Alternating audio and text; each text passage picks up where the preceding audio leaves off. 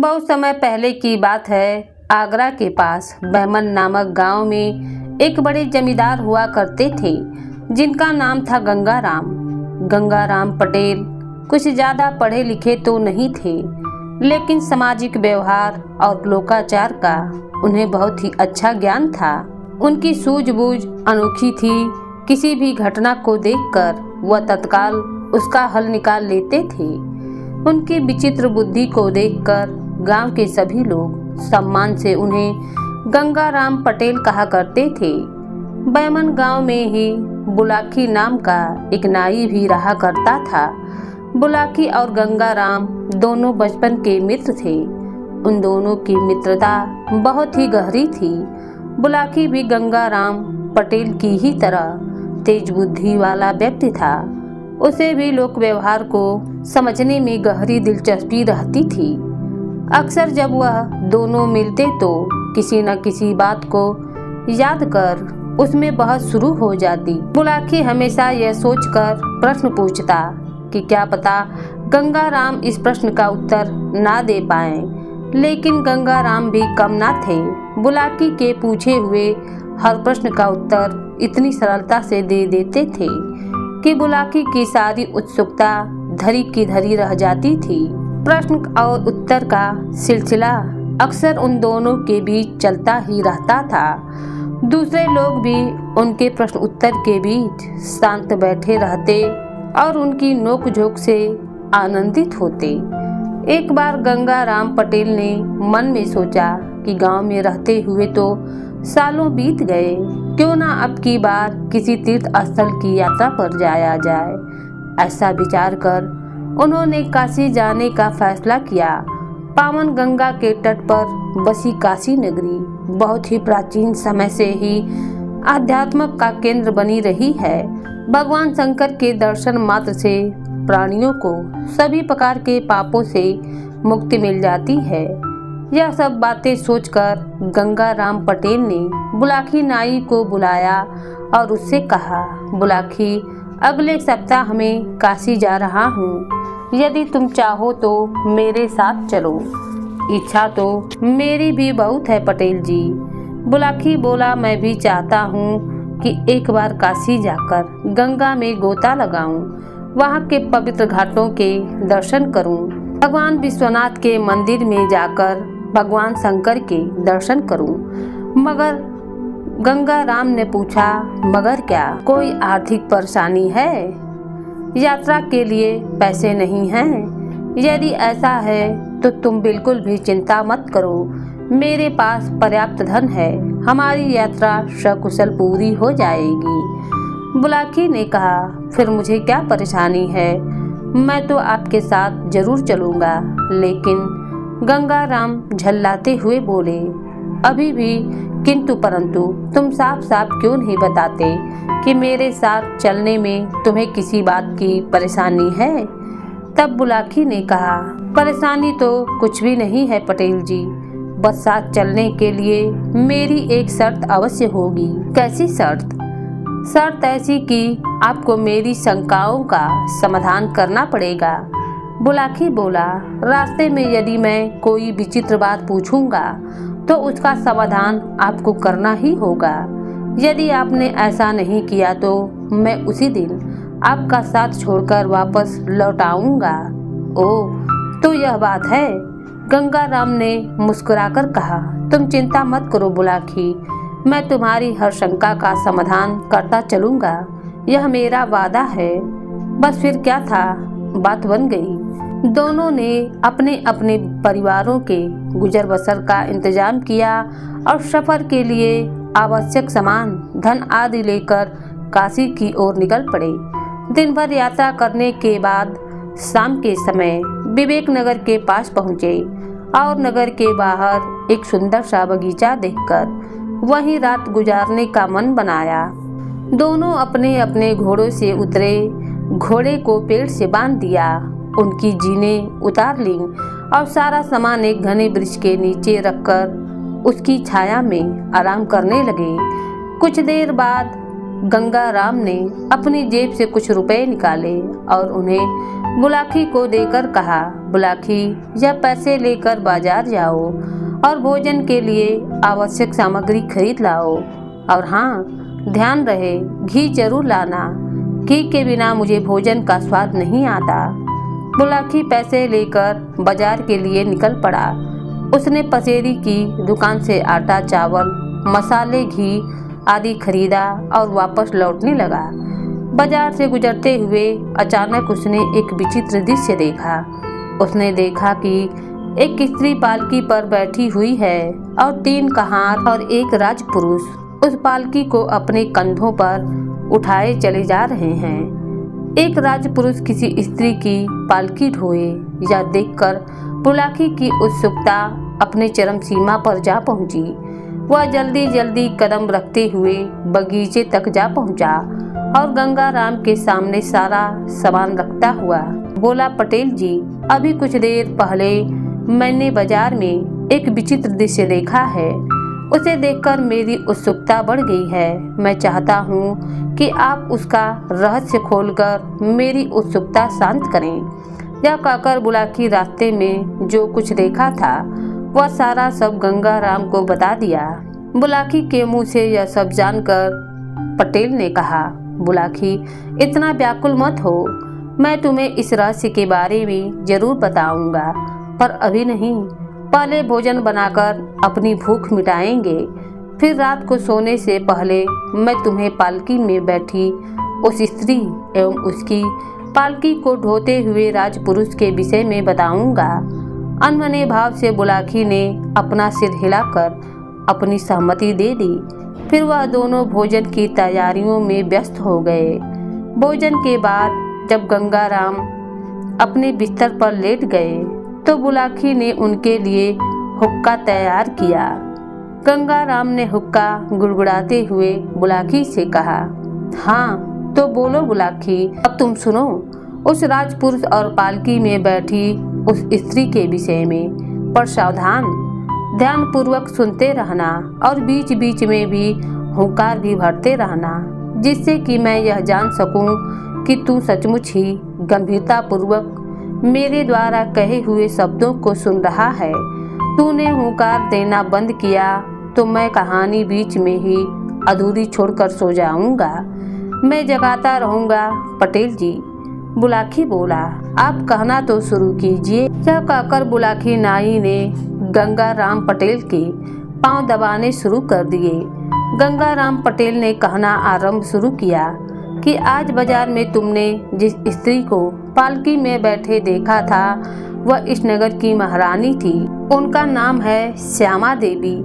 जो राजपुरुष उसकी पालकी को कहारों के साथ अपने कंधे पर ढोकर ले जा रहा था वह इस नगर का राजा विष्णुदत्त था। अब तुम यह पूछोगे कि राजा को अपनी रानी को अपने कंधों पर ढोकर ले जाने की क्या जरूरत पड़ गई, तो इसके पीछे एक लंबी कहानी है। क्या तुम उस कहानी को सुनना पसंद करोगे? बुलाकी ने कहा, अवश्य, आप मुझे शुरू से इसकी पूरी कहानी सुनाएं। तो ठीक है, फिर से सुनो। गंगा राम पटेल बोले और कहानी की शुरुआत करने लगे। बुलाकी इस नगर के राजा की 3 रानियां हैं, जिसमें से बड़ी रानी का नाम श्यामा देवी, मझली रानी का नाम ज्ञानवती तथा सबसे छोटी रानी का नाम सोमवती है। राजा विष्णुदत्त के पास भगवान का दिया सब कुछ था। उन्हें किसी बात की कमी ना थी, किंतु कोई संतान नहीं होने का दुख उन्हें रह रहकर कचोट रहा था। संतान की इच्छा से ही राजा ने 3 विवाह किए थे, लेकिन उन्हें उनकी किसी भी पत्नी से संतान का सुख नहीं मिला। राजा विष्णुदत्त इसी चिंता में घुलते रहते थे कि उनके बाद उनके राज्य का क्या होगा। उन्हें यह भी भय था कि यदि वे संतान रहित ही मर गए तो फिर उन्हें नरक में ही स्थान मिलेगा। राजा को सबसे अधिक प्रिय रानियों में से अपनी बड़ी रानी श्यामा देवी थी। राजा हर बात में उनसे ही विचार विमर्श करते थे। इसी कारण राजा की दोनों छोटी रानियां श्यामा देवी से ईर्ष्या रखती थीं। वह मन ही मन उनसे जलने लगी। लेकिन राजा के सामने श्यामा देवी की कोई बुराई नहीं कर पाती थी। परमात्मा सच्चे हृदय से की गई प्रार्थना को एक न एक दिन स्वीकार जरूर करते हैं। राजा विष्णुदत्त के साथ भी ऐसा ही हुआ। एक दिन ईश्वर ने उनकी प्रार्थना स्वीकार कर ली। बड़ी रानी श्यामा देवी को गर्भ ठहर गया। यह जानकर राजा को बहुत प्रसन्नता हुई, किंतु उनकी दोनों छोटी रानियां जलन से जल उठीं। उन्हें यह भय सताने लगा कि अब राजा की नजरों में श्यामा देवी का सम्मान और भी अधिक बढ़ जाएगा और उन्हें कोई पूछेगा भी नहीं। ईर्ष्या की इस भावना से प्रेरित होकर दोनों छोटी रानियां श्यामा देवी के प्रति एक षड्यंत्र बुनने में लग गईं। मझली रानी ने छोटी रानी से कहा, यदि श्यामा देवी की संतान पैदा हो गई तो अपना बेड़ा कैसे पार होगा। राजा पहले से ही उस पर विशेष ध्यान देते हैं, उसकी हर इच्छा को तत्काल पूरा करवा देते हैं। संतान हो जाने पर तो वे उस पर जान छिड़कने लगेंगे। हमारे कच्छ में तो वह अब भी कभार ही आते हैं। संतान प्राप्ति के बाद तो वे हमारे पास बिल्कुल ही आना छोड़ देंगे। हमारी हालात तो महल की किसी दासी से भी गई गुजरी हो जाएगी। ठीक कहती हो बहन, ज्ञानवती छोटी रानी ने आह भरते हुए कहा। मैं तो अपने भविष्य को लेकर बहुत चिंतित हूँ। सोचती हूँ राजा की उपेक्षा का शिकार बनने से पहले ही राजमहल छोड़कर अपने मायके चली जाऊं तो ठीक होगा। तुम्हारे मायके चले जाने से क्या होगा, इस समस्या का हल निकल आएगा। मेरी मानो तो यहीं जमी रहो और मेरे साथ मिलकर इस स्थिति का दृढ़ता पूर्वक सामना करो। सुनो, इस समस्या का एक निदान मेरे मन में है। तुम साथ दो तो हम दोनों राजा की नजरों में फिर से सम्मान और प्यार प्राप्त कर सकते हैं। वह कैसे? बड़ी रानी का राज्य से निष्कासन करवाकर मझली रानी ने सरगोशी करते हुए बताया, यदि किसी तरह श्यामा नाम का यह कांटा दूर हो जाए तो राजा फिर से हमें प्यार और सम्मान देना शुरू कर देंगे। हमारी खोई हुई प्रतिष्ठा हमें फिर से मिल जाएगी। पर यह संभव कैसे होगा? होगा सोमवती, जरूर होगा। तुम बस देखती जाओ। यह कहकर ज्ञानवती धीरे धीरे अपनी योजना समझाने लगी। योजना के अंतर्गत एक दिन दोनों रानियों ने राजपुरोहित को अपने कक्ष में बुलवाया। उन दोनों ने राजपुरोहित का भरपूर स्वागत सत्कार किया। उन्हें स्वादिष्ट व्यंजन खिलाए। भोजन करके जब पुरोहित तृप्त हो गया तब मझली रानी ने अपना मंतव्य उसे बताया। उसका मंतव्य जानकर पुरोहित भय से कांप उठा। उसने कहा, मैं इस जघन्य कार्य में आप लोगों का साथ नहीं दूंगा। इतनी मुद्दतों के बाद तो हमारे राजा की इच्छा पूरी होने जा रही है। मैंने अगर इसमें व्यवधान डाला तो मुझे नरक में भी जगह नहीं मिलेगी। बाद में जब राजा के लोगों को इस बात का ज्ञान होगा तो हर जगह मेरा अपमान होगा। लोग मुझ पर थूकेंगे, वह मुझे देशद्रोही करार दे देंगे। मैं राजा की नजरों में ही गिर जाऊंगा।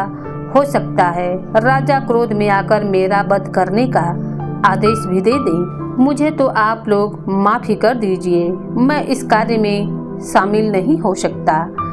बात बिगड़ती देख मझली रानी ने पासा फेंक दिया।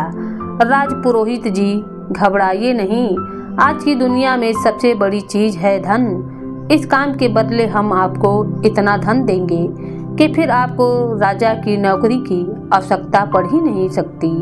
और आप तो स्वयं ही समझदार हैं। धन लेकर किसी दूसरे राज्य में चले जाना। आप और आपके शेष परिवार का जीवन बड़े सुख से व्यतीत होगा। राजपुरोहित लालच में फंस गया। रानी से 1 लाख सोने की मोहरें लेकर वह उनके षड्यंत्र में शामिल हो गया। अगले दिन जब राजा विष्णुदत्त अपने दरबार में बैठा हुआ था तो राजपुरोहित उसके पास पहुंचा। उसके चेहरे पर चिंता के भाव थे। उसे चिंतित देखकर राजा ने उनसे पूछा, राजपुरोहित जी, क्या बात है? आप बहुत गंभीर और चिंतित नजर आ रहे हैं। क्या बताऊं महाराज? राजपुरोहित ने उदास स्वर में कहा। बात ही चिंता की है, कुछ हमें भी तो बताइए। हो सकता है हम आपकी चिंता का निवारण कर सकें। राजा ने कहा। राजपुरोहित बोला, महाराज, मेरी चिंता का विषय आपके परिवार को लेकर ही है। मैं सारी रात यह सोचकर परेशान होता रहा हूँ कि इस बात को आपसे कहूँ या नहीं। यदि ऐसी बात है तब तो आप हमें उन बातों को अवश्य ही कहें। राजा ने बड़ी गंभीरता से कहा।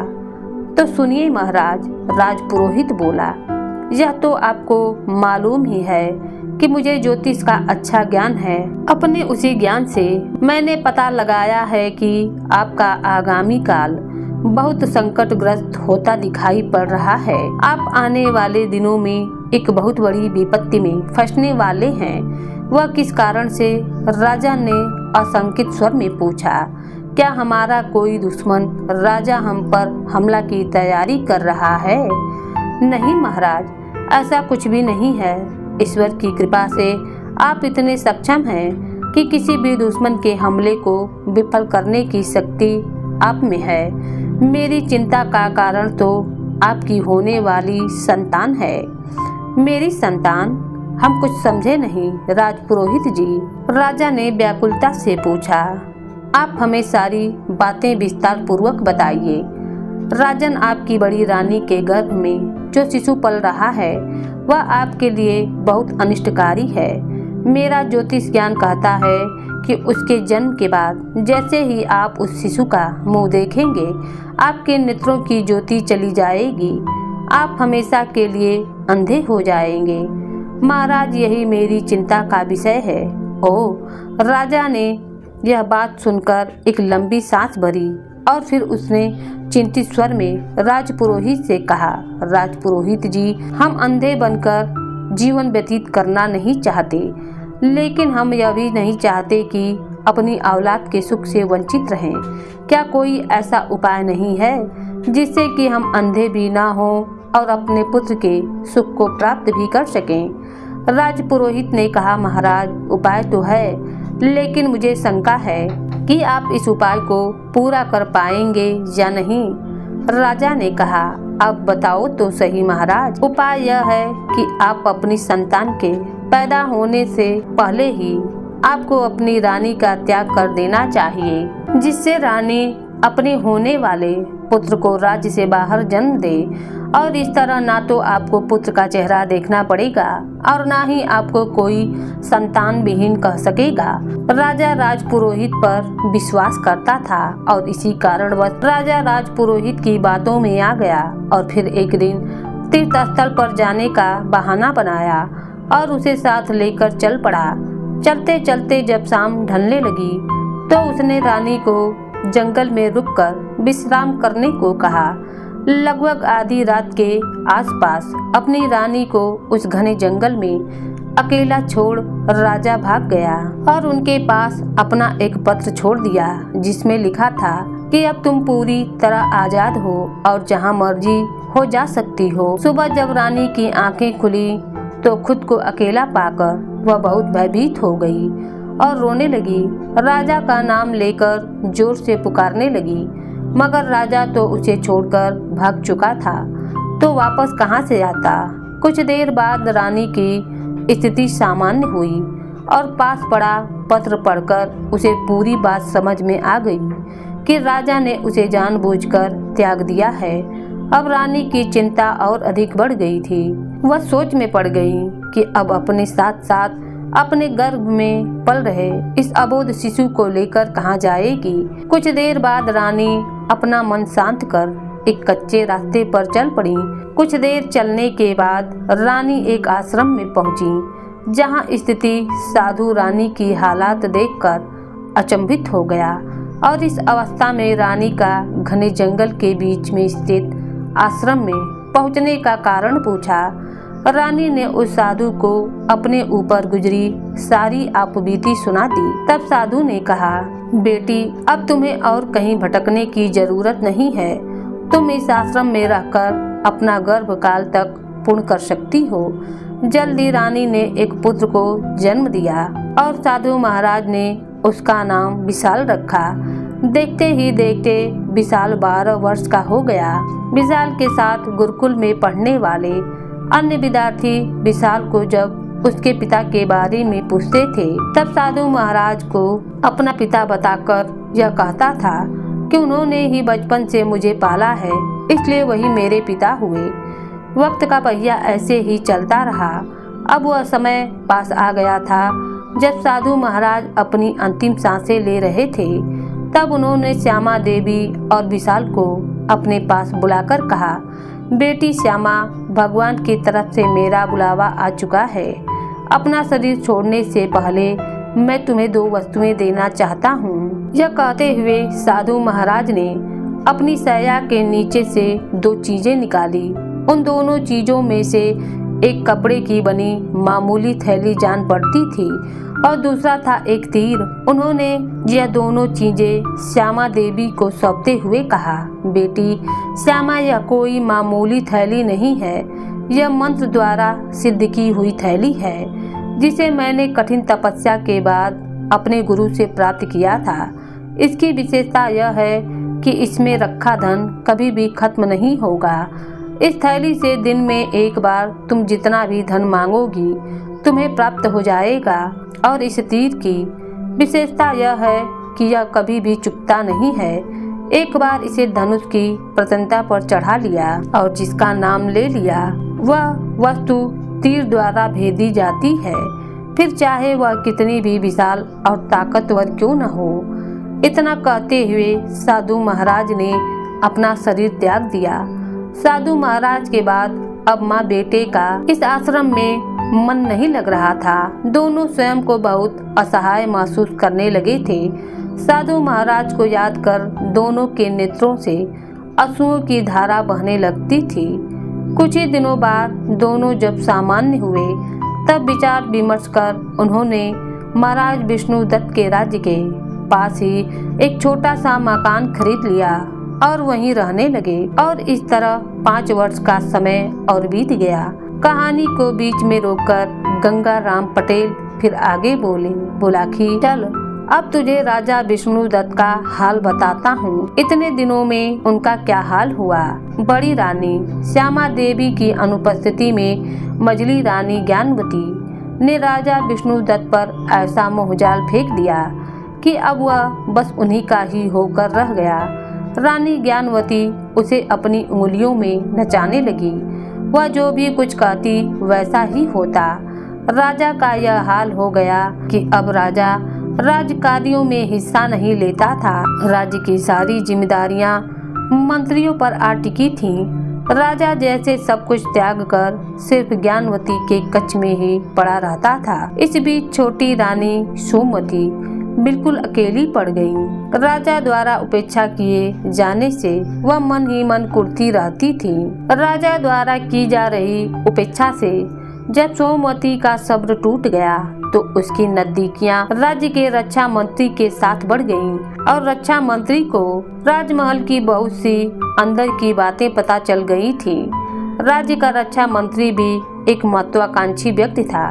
रानी का सहयोग साथ देखकर उसने राज्य को हथियाने का मन बना लिया। रक्षा मंत्री ने पड़ोसी राज्य के राजा के पास अपना गुप्त संदेश भेजा और भेजते हुए राज्य पर हमला करने का न्योता दिया और मदद स्वरूप अपनी सेना को सही मौका देखकर हथियार डालने का विश्वास भी दे दिया। इस प्रकार विष्णुदत्त का राज्य शीघ्र ही उसके पड़ोसी राजा के कब्जे में आ जाएगा और इस तरह वे दोनों राज्य को आधा आधा बांट लेंगे। रक्षा मंत्री का यह प्रस्ताव देखकर पड़ोसी राजा ने उसका प्रस्ताव खुशी खुशी स्वीकार कर लिया और सही समय देखकर विष्णुदत्त के राज्य पर हमला कर दिया। हमेशा की तरह राजा विष्णुदत्त उस समय अपने महल में रानी ज्ञानवती के साथ कच्छ में भोग विलास में मग्न थे। तभी हाँफता हुआ एक प्रहरी आकर राजा को सूचना दिया कि दुश्मन राज्य ने उन पर हमला कर दिया है। यह सुनकर राजा कुछ ही क्षणों के लिए भौचक्का रह गया और फिर खुद को संभालते हुए तुरंत ही उठकर बाहर की ओर भागता हुआ शत्रुओं से लोहा लेने की तैयारी करने लगा। आनन फानन में राजा सेना को युद्ध के लिए तैयार होने का आदेश भी दे दिया। दोनों राजाओं के बीच भीषण युद्ध हुआ। बहुत मारकाट के बाद पूर्व की योजना के अनुसार रक्षा मंत्री ने जाकर राजा के सेनापति से कहा, सेनापति क्यों व्यर्थ में अपने सैनिकों को मरवा रहे हो? दुश्मन की सेना बहुत बड़ी है, उनके पास हमसे अच्छे हथियार हैं। उचित यही है कि सेना को हथियार डालने का आदेश दे दो। नहीं मंत्री जी, मैं एक सैनिक हूँ, मर जाऊंगा लेकिन हथियार नहीं डालूंगा। हम सच्चे देशभक्त हैं। शत्रुओं को हमारी लाशों को लांघ कर ही हमारे राज्य में प्रवेश करना होगा। हमारे जीते जी यह असंभव होगा। रक्षा मंत्री ने जब सेनापति की हिम्मत को भांप लिया तब उसने कहा, लेकिन मैं इस राज्य का रक्षा मंत्री हूँ। देश की सारी सेना मेरे अधीन है और मैं तुम्हें आदेश देता हूँ कि जैसा मैं कहता हूँ वैसा ही करूँ। मैं व्यर्थ में राज्य के नौजवानों को मरवाना पसंद नहीं करूँगा। रक्षा मंत्री के आदेश के बाद सेनापति मजबूर हो गया और उसने हथियार डाल दिए। राजा विष्णुदत्त जो मैदान के एक छोर पर दुश्मनों से लोहा ले रहे थे, वह एकाएक अपनी सेना को हथियार डालते देख अचंभे में पड़ गया। लेकिन इससे पहले कि वह अपनी सेना को शत्रु को खदेड़ने का आदेश देता, सैकड़ों सैनिकों ने राजा को तीनों ओर से घेर लिया और उसे बंदी बनाने का प्रयास करने लगे। ठीक उसी समय जब वह शत्रु सैनिक राजा बंदी ही बनाने वाले थे, तब तक एक युवक तीर की तरह शत्रु के सैनिकों को चीरता हुआ राजा विष्णुदत्त के पास पहुंचा। जब युवक द्वारा छोड़ा हुआ एक तीर जब 25 सैनिकों को एक साथ ही धराशायी कर वापस आ जाता था, ऐसे ही युवक लगातार तीर चलाता रहा और तीर द्वारा गिराए जा रहे सैनिकों के शव की संख्या बढ़ती जा रही थी। कुछ ही देर बाद यह हल हुआ कि दुश्मन देश के सैनिक आश्चर्य से इस कारनामे को देखकर राजा को कैद में लेने का इरादा छोड़कर खुद अपनी जान बचाने के लिए भाग खड़े हुए। राजा विष्णुदत्त, जिन्हें अभी भी भरोसा नहीं हो रहा था कि जो उन्होंने अपनी आंखों से देखा वह सच है, अब राजा खुद को सचेत करते हुए युवक से पूछे, युवक तुम कौन हो और यह चमत्कार तुमने कैसे कर दिखाया? राजन, यह सब इसी चमत्कारी तीर के कारण संभव हुआ है। यह तो मात्र कुछ हजार सैनिक थे, अगर इससे कहीं बड़ी सेना भी होती तो यह तीर उन सभी का वध कर देता। कहते हुए युवक ने अपना तीर राजा को दिखाया। राजा उस युवक का बहुत ही आभारी था, अतः उसने कहा, हे युवक, मैं तुम्हारी बहादुरी से बहुत प्रसन्न हूँ। अगर तुम सही समय पर नहीं पहुँचते तो यकीनन शत्रु सैनिक या तो मुझे कैद कर लेते या फिर मेरा वध कर देते। मैं तुम्हारा आभारी हूँ, कृपया मेरे साथ नगर चलो। युवक यह सुनकर प्रसन्नता के साथ उसके साथ नगर के लिए तैयार हो गया। कहानी सुनाते हुए बीच में ही गंगाराम ने कहा, बुलाखी नाई से पूछा, क्या हुआ? तुम समझ गए हो कि वो युवक कौन था? हाँ पटेल जी, विशाल के अलावा और कौन हो सकता था? वह युवक और वह तीर जिससे उसने इतनी विशाल सेना को खत्म कर दिया, उन्हीं साधु महाराज का दिया हुआ तीर था। बिल्कुल ठीक समझे, वह युवक विशाल ही था। अब सुनो आगे की कहानी कहकर गंगाराम पटेल कहानी को आगे बढ़ाते हुए कहने लगा, युवक के आभार से दबा राजा विष्णुदत्त उसे अपने महल में ले आया, जहां उसने युवक का खूब स्वागत सत्कार किया, उसे एक उच्च आसन पर प्रदान किया। फिर पूछा, युवक अब मुझे अपना नाम बताओ और अपने माता पिता के बारे में बताओ कि कौन है वह और तुम कहाँ रहते हो? युवक ने बताया, राजन, मेरा नाम विशाल है। मैं अपनी माता के साथ आपके नगर के निकट एक बस्ती में रहता हूँ। मेरी माता का नाम श्यामा देवी है। पिता का नाम बताने में मैं असमर्थ हूँ, क्योंकि आज तक मैंने भी उन्हें नहीं देखा और मेरे बार बार आग्रह करने पर भी मेरी माता ने उनका नाम नहीं बतलाया। विशाल के मुंह से श्यामा देवी का नाम सुनकर राजा विष्णुदत्त का कलेजा कुछ पल के लिए धड़क उठा। राजा मन में सोचने लगा कि कहीं इस युवक की माता श्यामा देवी हमारी बड़ी रानी तो नहीं है जिन्हें गर्भ अवस्था के हालात में राजपुरोहित के कहने पर मैं जंगलों में छोड़ आया था। और यह बहादुर युवक विशाल कहीं मेरा ही पुत्र तो नहीं है जिसके विषय में राजपुरोहित जी ने भविष्यवाणी की थी। यदि आपने पुत्र का मुख देख लिया तो उसी समय जीवन भर के लिए अंधे हो जाओगे। मन में ऐसा विचार करते हुए राजा ने विशाल से अपनी माता के दर्शन करवाने का आग्रह किया। राजा की बात सुनकर विशाल ने कहा, क्यों नहीं महाराज, यह तो उनका अहोभाग्य होगा कि एक राजा अपनी प्रजा के एक साधारण से नागरिक से मिलने खुद उसके घर जाए। विशाल बहुत ही खुश था और अपने साथ विष्णुदत्त को अपने घर ले गया। राजा ने जो विशाल की माँ श्यामा देवी को अपने सामने देखा तो एक नजर में ही उसे पहचान गया। अचानक उसके मुख से निकला, महारानी श्यामा देवी तुम?